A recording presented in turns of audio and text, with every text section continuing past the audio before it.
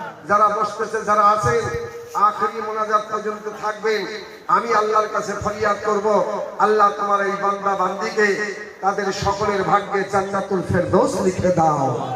একটু খুশি মনে বলি আল্লাহুম্মা আমিন সুম্মা আমিন। ওরা আওয়াজ দিয়েছে আব্দুল্লাহ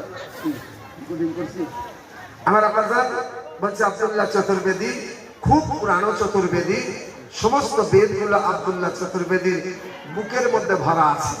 এ হলো বেদের পাগল। যখন পাগল বলেছে পাগল পাগল করে আমিও দুটো ছন্দ গজল পড়লাম। কি ভাই শুনতে রাজি আছেন না? আচ্ছা মাশাআল্লাহ, আপনারা একটু যদি বলেন তো মনটা একটু খুশি হবে, হ্যাঁ? আর যদি না বলেন তো মনটা যেন মলিন হয়ে যাবে, মরা মরা ভাব লাগবে। আপনাদের মহল দেখে আমার খুব ভালো লাগতেছে। দেখেন আরে আপনাদের কাছে কালেকশন যেটা চেয়েছে আপনারা দিয়েছেন 1000, 500, 2000, 5000, 10000, 10, 20, 50 যা দিয়েছেন রাসূলুল্লাহর ঘরে, পীরে তরিকত রাহবারে শরিয়ত, আপনার তমিজুদ্দিন রহমাতুল্লাহ আলাইহি তানার আপনার নেঘায়ে করম মাদ্রাসা আলিয়া, মাদ্রাসা আলিয়া।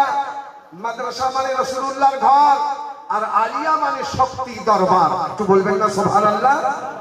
এই মাদ্রাসার নামে যারা দান করেছে, এই দানটা এত মূল্যবান দান, এই দানটা এত দামি দান আপনি দিয়েছেন মাদ্রাসায়।